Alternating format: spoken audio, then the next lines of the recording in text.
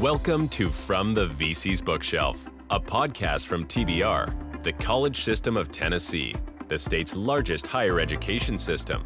In this series, we examine how we might re-envision the work we do and how we work together as we move into a post-pandemic world. Please join our host, Dr. Heidi Lemming, Vice Chancellor for Student Success, as she leads a live discussion with industry experts and leaders throughout our system. In our Fall 2024 podcast series, I'm pulling from a selection of articles and books that showcase current topics in the field of student success and student services. Interviews with the system and campus-level staff who work in the specialty area connected to the article or book will serve as our panel experts. The central theme behind the Fall series is about how various functional units housed under the student success umbrella are working across the TBR system to address the challenges and opportunities that are front and center as our institutions pursue the goal of increasing student success rates. So today's podcast, I'm really excited because this is not something that you hear featured very often. We're going to be looking at an article called Making the Most of Perkins 5. This was published in 2019 by the National Association of State Boards of Education. And we have two panelists with us today, and I'm going to introduce them. Dr. Lynn Potter is a seasoned professional with nearly 2 decades of dedicated service at Chattanooga State Community College. As the department head of Engineering Systems Technology and Director of Partnerships and Program Innovation, Dr. Potter leads a team of educators who prepare the future workforce for the automotive, manufacturing, chemical, and nuclear industries. She oversees 6 employer apprenticeship programs, 3 high school programs, and 4 grants. With 16 years as the Perkins Grant Administrator, Dr. Potter has been instrumental in implementing Perkins 5 initiatives, driving innovation, and fostering partnerships that enhance educational outcomes. Her deep expertise in career and technical education and workforce development makes her a valuable panelist on this podcast, providing listeners with insightful perspectives on the pivotal role of the Perkins 5 grant in shaping the future of CTE. Welcome, Lynn. Thank you for having me. I'm also joined by Michael Tinsley. He has nearly 30 years of experience in education, including 15 years in secondary education that included programming, IT instruction. He was an assistant principal, and served at the district level. Mr. Tinsley has also taught adult education courses while transitioning into post-secondary education as a coordinator, director, and now serves as assistant vice chancellor at the TBR system office. He includes over 10 years of experience working both in the community college, academic affairs, and now Office for Student Success. Thank you, Michael, for sitting and talking today. My pleasure.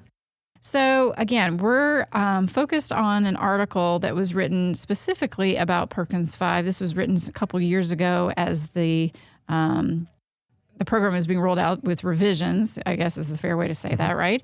And so not everyone's going to know, of course, what Perkins 5 really is, or even Perkins funding. So I might start with you, Michael, and talk a little bit about just what is Perkins.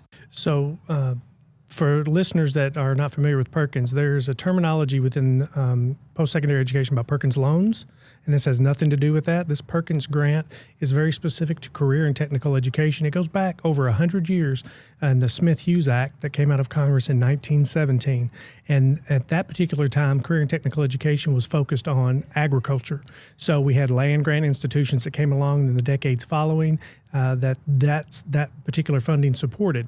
And so every year since 1917, the only fund that's come out of Congress every year has been this particular funding that has been renamed over the years, has renamed into vocational education, and then since 1984 has been career and technical education. So it is very specific for the career and technical education field so that folks can get trained and then get out and serve their communities. So usually a technical or community college students are those that benefit and those programs that benefit the most from this funding. That's great.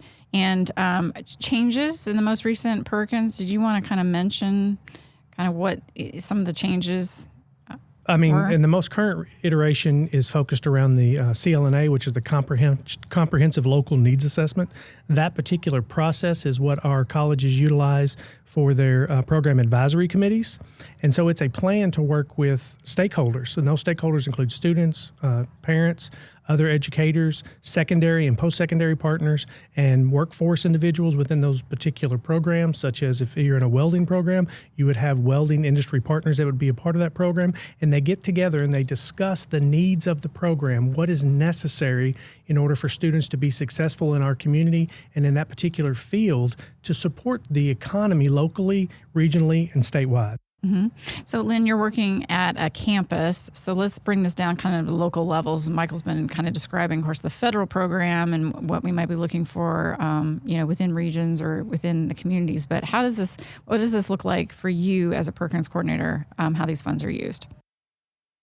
So we use them for our AAS degrees, which are typically terminal degrees that prepare the students to go directly into the workforce, and our TCAT diplomas.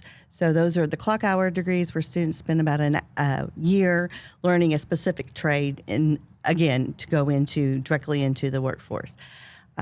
At Chattanooga State, we use those funds basically 4 ways. One is for our work-based learning coordinator. And what this coordinator does is works with our secondary, our high schools, and look at their programs of study and identify courses we have here at Chattanooga State where they can either earn dual credit, which is credit where the high school teaches the course and then the students take a major field test or an end-of-course assessment to see if they've met all the competencies needed, and then they can receive credit when they come to Chattanooga State without having to pay for it. Or dual enrollment, which is when the college teaches the course and the student pays for the course and they get the grade, whatever they earn in the class on their transcript. Mm-hmm. And that they can start going towards their degree. They can start going towards their degree in high school rather than waiting until they go graduate and start college. And she also sets up work-based learning opportunities. So that's internships, apprenticeships, field trips for students here on campus. Another way we use it is for professional development. Career and technical education changes exponentially every year. Mm-hmm. And we have to be on the cutting edge. Our faculty come from industry and they know what it takes, but technology changes, so they need to be upskilled. And so being able to use those funds to send our faculty members to professional development to learn new technologies or learn new teaching and engaging teaching methods is very valuable. We also use it for equipment, and that is a huge need here at Chattanooga State because we have TAF funds where, technology access funds, but those funds are used for the college-wide. Mm-hmm. And the Perkins funds are only for our career and technical education programs. And the pieces of equipment for CTE programs are very expensive. Yeah. And being able to have access to those funds to purchase equipment that our industry advisory boards say, hey, this technology is coming down the line and we need a workforce trained on this, we can rapidly respond to their needs. So give me an example of the expensive technology, because there's some really cool stuff. Mm-hmm. And so I think our listeners might be interested in this. So maybe just describe some of the things that you all have purchased. Okay. Well, first, we purchased a computed topography, a CT system for equipment. And we use this in our non-destructive testing, our quality assurance, quality control programs of study. We've sat in on advisory board meetings for like 3 years, and our stakeholders were saying, we really need somebody trained on how to use the system. We really need to be able to use the system. Have your students let us bring a piece of equipment where you can x-ray it. Like if you go to a hospital, you get a CT scan, it's the same concept for equipment. So you can set it in and you scan it and it makes it digitized, and it's 3D and modeling to the pixel, and you can move it and take away like all the electronics. Or or slice it and see how it works. Or you can make a blueprint of it and compare it to another blueprint to see if it's the same, or make a blueprint of it and then convert it to a SVG file and 3D print it. Or so there's so many different ways that we can use this system. Sure. We're the only community college in the U.S. that has one of these. Okay. It's similar to what Auburn has. Very few universities have it, so we're very excited about having So that. can you follow that up with like that particular piece of equipment? And while it sounds really cool to the novice listener, how did you all determine that piece of equipment was necessary for that program? And how will that help students in the program and then after they complete the program? Right. Our advisory... You want to lead this podcast? No, that's great. That's a great follow-up question. Especially in the non-destructive testing advisory board meetings, we had employees from TVA, even Volkswagen, come in and say, we really need to have this technology. We need to be able to x-ray these large pieces of equipment and find out where the flaws are, or find out if there's any discrepancies on how it works, and or be able to x-ray it and create another part and be able to modify that to fit the new equipment, because manufacturers tend to keep their equipment very long time because it's expensive. So they like to retrofit things. Yeah. So I would think for 3 years, they kept on saying they really need this technology. Well, one of these systems can cost, $1.5 million. And that's very expensive. And I know from experience, if the college wants to purchase something that large, we need to have a grant to do that. And we were fortunate, a Ready grant opportunity came up and we applied for it. And we happened to have one of our graduates was working at a company that sells similar systems, and he had one that was on sale for around $700,000. Right. So we were able to purchase that. Since then, we are partnering with UTC with their mechanical engineering division, so they've built something and they want to bring it over and x-ray to make sure there's not any stresses in the build and stuff. So there's different ways that we can use it in the community. Tracy Clifford is my non-destructive testing faculty lead. She's in contact with almost everyone who's in NDT.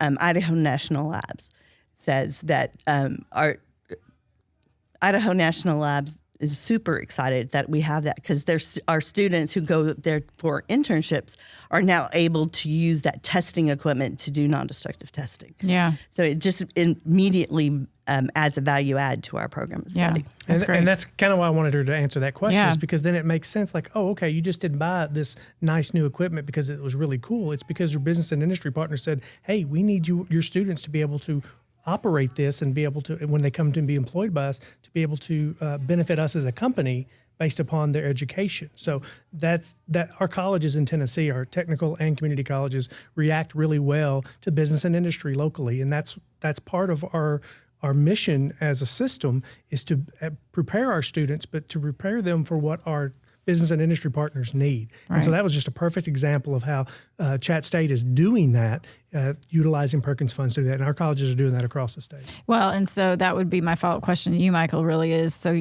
from your lens, working at the system office, you get to see all the different ways that institutions are using their Perkins funds. So what are some of the more popular ways that you've seen institutions leverage those funds, or maybe even some innovative ways that you've seen recently? So the interesting part of that question is that when individuals get into a particular career for any length of time, there tends to be a rut, and it may be a comfort level. It may be defined however you want to define that. And it doesn't mean it's a negative term. It just means we get used to what we do. And so sometimes that ends up being an instructor. I like to use Perkins to pay for this instructor in this program because then I can rely on that. It's comfortable. Well, Perkins is designed to be innovative. Right. So we are pushing the bounds of what our colleges are doing for our programs, for our communities, for our students.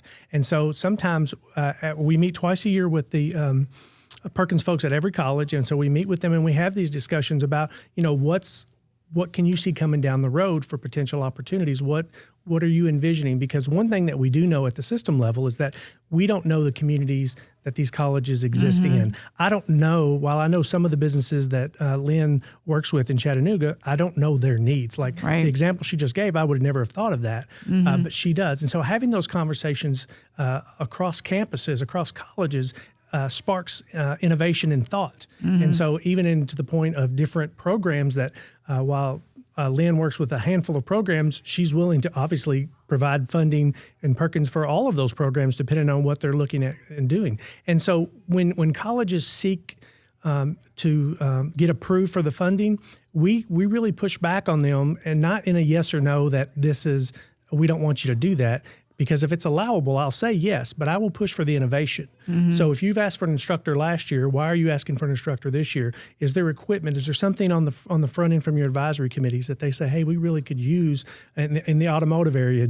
A college may not have an actual automatic lift to lift an automobile. And that's somewhat standard if you think about that across the country, definitely in metropolitan areas, but it may not be so in rural areas. So it's a matter of defining where our colleges are at, where their business and industry partners are. So to answer your question about what's going on and what's popular, health sciences is always a popular field because the technology is constantly changing. Right. And so I would say in the over 10 years that I've been at the system office, is there was from the beginning to the last, pre-pandemic, the nursing, what I'm going to call mannequins, but they're really responsive, right? So those can cost $80,000 to $100,000 plus. So they go from adult dolls down to baby-sized dolls, infant dolls. They'll even ooze liquids and so forth. And so and they can emulate certain cardiac situations or other physical health needs that then students can respond to. So it's more real life than it would be just reading a book. And you'd rather them practice on something like that than the real thing. No, exactly so right. Like, and so, and also, when they have to do clinicals. So going out to clinicals, that's so important for students in the medical area, but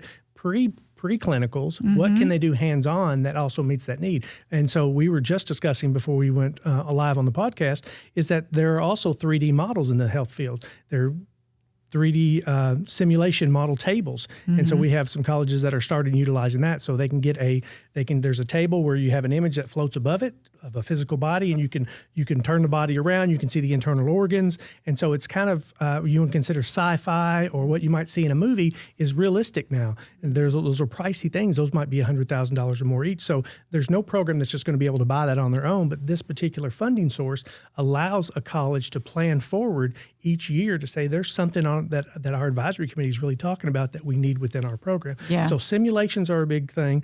Even in the construction field, there are a lot of simulators for heavy equipment operation.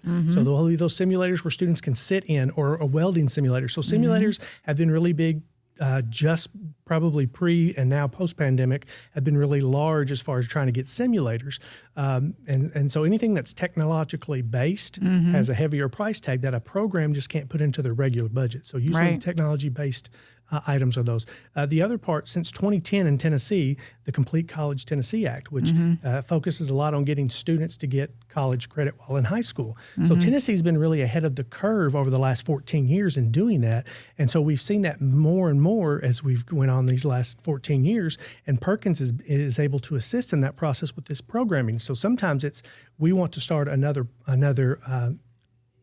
course in the same program. So we do need Perkins dollars to pay for that instructor. And so that might get that program ramped up or extended out so that we can get more students in high school getting college credit. And then the next year that has kind of become self-sustaining, and then we can move on to equipment in that area. And so there's a lot of creative uses for each college, and it really depends on the college. But the technology-based equipment needs, which are higher dollar, tends to be the focus of folks a lot of times. Yeah, and for our listeners who have not engaged around Skills USA, if you ever go to like a conference like that and you see the vendors in the exhibit hall, and I mean, every year that I go, there's more and more like the VR, the technology pieces, which is really exciting because we're just moving into that era of teaching, I think, where technology plays a huge role. And so, yeah, and that's the pushback that I'll give a lot of colleges when they say, we just saw this new VR headset. And so I'll dig deep into what their advisory committees committees talking about that. So if it's something that maybe an instructor or a student said, well, that would be really cool to have. Well, that's not enough. Like if your business and industry partner really says this is necessary, this moves them to the next level, this gives them an advantage over other people that we're hiring, then that's what we're all about that, right? So it's not just because it's a new piece of technology. Right. And, so again, this is a federally funded program. So we're also tapped in with a national network and having these conversations. Just curious, the trends that you were saying that you've been seeing here in the state of Tennessee, is that also playing out then nationally from your connections that you have? So very fortunate to go to a lot of national conferences and actually get to speak at some of those. A lot of times folks are asking what Tennessee's doing. So, Tennessee and Georgia, a couple other states that are innovative in this space, they typically look at what we are doing. We get pockets of ideas from other places. We get the U.S. Department of Education to seek our input about what we're doing around career and technical education, or CTE. But really the technology-based actually is a big one, like I just mentioned. But also the other one is that that states are still trying to increase the numbers. Again, students getting post-secondary credit while in high school. We have been doing it as well or better than almost every state across the country for over a decade. And so they're still asking us how we're doing that. And of course, with our Tennessee legislature and governor, there's been a lot of money poured into that so students can get those post-secondary opportunities at relatively zero or little cost while they're in high school. So it's supporting those type of programs, if those can be CTE programs, and then also the technology part. So other folks typically look at us as well, but what we're seeing across the country is that they're investing that money into individuals as far as instructors or advanced equipment like we do. Yeah. Lynn, you mentioned this in your earlier response or an example about how this plays into work-based learning and apprenticeship and kind of maximizing those opportunities. Can you expand a little bit more about how you've been able to leverage that here at Chattanooga, and maybe something that you would encourage other schools to consider? We're very fortunate here in Chattanooga that we have Volkswagen, and Chattanooga State is the educational provider for Volkswagen, and they just recently started a new apprenticeship for the electric vehicle engineering technology. So we are using Perkins funds to upskill our instructors, new instructors, on battery management, because electric vehicle technology is new. There's not a program of study out there. Everybody's working together to figure out how are we going to educate this future workforce. I'm fortunate enough to also be involved with National Science Foundation, Advanced Technology Education, and through that, I'm part of the National Electric Vehicle Coalition. So I went to one of those conferences, and they have had a workshop, a battery workshop, available for our instructors, and it was 3 levels. 2 were online, and 1 was in person, and it was invaluable for my instructor who's about to teach these classes in the fall to go up there and actually experience it, get some labs that he can integrate into our partnership with Volkswagen. Again, Volkswagen asks for certain objectives and competencies that our students need, so we're looking this year to use Perkins funds to more professional development and maybe get some simulation, like Michael was saying, on how to de-energize a battery, replace battery pods and modules and things like that, so students can practice and learn that motor skill and understand what's going on before they use an actual vehicle. Yeah, because there's lots of safety concerns with that as well. Very much so. There's a kind of a common theme, whether it's medical or even in the industry, it's all about safety. Yeah, and that's still in response to business and industry, because over the last, just pre-pandemic, we had colleges across the state that were trying to get into the EV area, but we were too far ahead of the curve at the time. There wasn't the demand that was necessary to drive a program. And so we had at least one college who attempted that, and it just it kind of fizzled out. So we were too far ahead of the curve. Well, then our legislature in Tennessee and our governor has gotten business and industry, has gotten motor plants to come down and build battery plants. And so now it's like, okay, now we see a reason to push forward with this EV. Now we're still ahead of the curve, but now there's a need that everybody wants to get behind, even our business and industry partners like dealerships or automotive folks that are seeing, okay, this plant is coming in that's going to produce a need. And so are we ready as a community and technical college system to respond? And the answer is almost always yes. And so Chattanooga State is one of those colleges that are leading in that area. And so just as Lynn described, is how they are responding and being prepared for that. Is that going to start in the spring or? No, it started last fall. It started in the fall. We're going to have our first graduate May 2025. Okay, Yeah. awesome. Have 9 graduates in May 2025, about to start our second cohort of 13. So it's a great partnership that we have with Volkswagen for that. And like Michael was saying, Tennessee is the number one for investment for electric vehicles, whether it be, we have 4 OEMs here and I think 6 different battery manufacturers here. So that program of study is going to expand. And when we were developing that program, we did it in conjunction with our TCAT to see how students can transition from TCAT to credit and then from to community college and from community college to university and align those. And that's what Perkins has makes, that's why what Perkins does to make community colleges not be siloed, not just think about what can I do from my college. We are very broad, and we want to be inclusive and see how it's all student focused. We want to make sure students are successful, and not every student is ready to go to college at a credit side. But some of them want to go to the TCAT side and learn the skills, and it's TCAT's hands-on, and they're doing things, and they learn how to do it. And then they're like, wait a minute, I can take 23 hours and come to the credit side and earn my AAS degree, which will open up more doors for me. And I already know how to, I'm secure and confident in my abilities to do this technical, and I can upskill, and I have the support needed at the community college to be successful in the general education courses.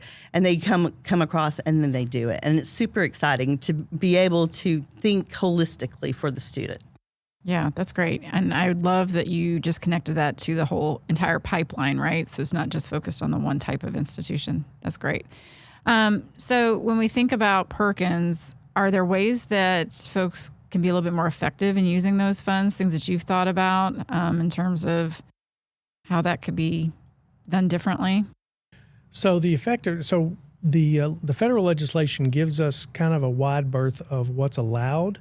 And so what I tell our coordinators at every college is I just want to clearly define, and I'll use a football analogy, the football field, make sure the lines are clearly chalked so that you know that you have from one end zone to the other, and then the sidelines to spend your money. Some people will stay within 10 yards of one side of the end zone, and that's where they'll spend their money all the time. I can continue to try to push them, but as long as they're technically legally spending the funds, they can play down in that area. Sometimes I've talked to vice presidents or presidents to encourage some type of innovation based upon what other colleges in the state or outside the state are doing. That doesn't happen very often because our folks are so innovative within the system. And so there's a lot of times that you'll see folks playing on the entire football field, and then Lynn may not be that person, but she may see one of the other colleges playing that way. She's going, I never thought of that.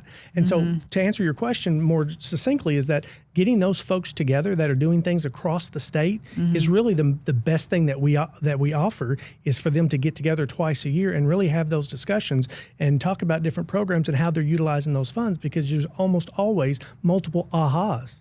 Is that we have a coordinator across the state that goes, wow, I never even thought of that. And it doesn't matter if they're one of the newer ones or like Lynn, who's been, I like the wording at the beginning, seasoned. She's seen a lot, and she also has so much opportunity within Chattanooga and her business and industry partners that she can't probably turn around day to day and there's not another opportunity or another creative idea that comes up either from outside or with inside the college. So getting those folks together that are thinking somewhat on the same path, but have such a wide view of what they're thinking about, that getting those folks together is usually the best opportunity that we can have. Yeah. You agree with that, Lynn? I do. One thing Perkins does is they hold us accountable, and we have state levels of performance on retention and completion and special population. And special populations, non-traditional, male and female, is really, for that, males in nursing and females in engineering. But the other special populations are disabilities, foster care, out of work, single parent, homeless, veterans. And it really, having those state level performance levels makes the college think, how can I help these students, these special population students, be more successful? And I think that would be a great way to utilize Perkins funds, not just for equipment, which we definitely need, but finding ways, innovative ways to engage those students, help support them, because they have different problems. Life gets in the way a lot of times for their education, and we want them to be successful, and we want to be supportive. So working with our disabilities office, our VA office, to identify ways that we can help support those students so they can be successful and enter the workforce. Because career technical education is high wage, high demand, high skilled jobs, and it really can change a person's life. Break that cycle of poverty when they get a job making $30 an hour rather than working 3 jobs to make $30 an hour. Right. So it's really exciting to do that. And I love that because you're connecting to the excitement that I have. So this is why Perkins is in the Office of Student Success.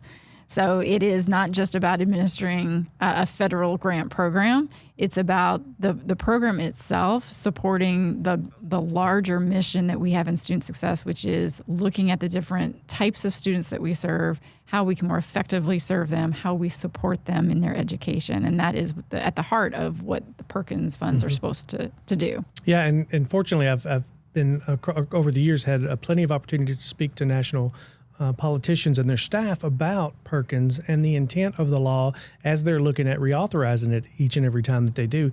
And part of that is that no matter what side of the aisle a legislator is on, career and technical education is something they always agree on. So when Perkins passed, I think it was 465 to 2 as far as between the House of Representatives and the Senate. So it's a very popular program. The career and technical education field, getting students in and out of education with skills, being able to upskill once they're in their workforce is something that everybody agrees on. And so one of the components that we have conversations with routinely is how do we increase the number of students who are going through career and technical education programs and finishing and then going to work. And part of that is who are the most popular students, or what are their demographics? And so those are very standard demographics across the country. Well, then what's that mean is where are the gaps that we're missing? And so those gaps are those other populations, as Lynn just said about special populations. And so if we can get those students in the program to make sure they're successful, now we're getting really granular about how those dollars can be utilized. But those special populations, if we can I'm making up numbers now. If we can include 20% more students across the college that are now going through CTE programs, well, that's 20% more families for the rest of their lives, and even generational change, right? And the expectation of getting a college degree or a college certificate, or going to college and getting upskilled in their workforce. Or in their particular area. So all of that's very important. And so if we can increase those numbers, and sometimes we get focused sometimes on what's the best return on investment or ROI on those dollars. Well, is 1% too little? Is 10% the threshold? Like, what is that magic number as far as an institution making that decision about buying this piece of equipment in this particular program, and how many students does that impact? And so those are decisions that colleges make as well. But the more that we increase those retention and then completion numbers, the better off our communities are. And of course, across the state are the economy. Over the last several years, we've had the lowest unemployment rate. And so we have a lower number of people available in the workforce to seek as far as business and industry goes. So as we have these students who are coming out of high school that are, before they go into the workforce, making sure they have as much skill as possible and as many credentials as possible, then is preparing our students and our economy to do better and move us forward as a state as well. And we continue to see that with the investment within the state from our governors and the legislature. To add to that, typically a resource that's good for somebody in the special populations is good for a person who's not in special population. Right. It serves everyone, really. It serves everyone. And we might not have thought of that resource if we did not think about the special population. So that helps with that. Yeah. Any other, you guys have done a great job, I think, of really explaining the importance of Perkins and kind of the not only the current ways in which we're leveraging those funds, but the possibilities that are available as things change, evolve, and again, kind of always meeting the needs of the students wherever they might be.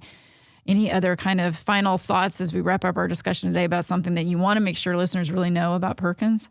I was going to add, when Michael was talking about exiting with credentials, one thing that we're using our Perkins Reserve grants is to pay for certifications for students to take certifications when they finish a course or a series of courses.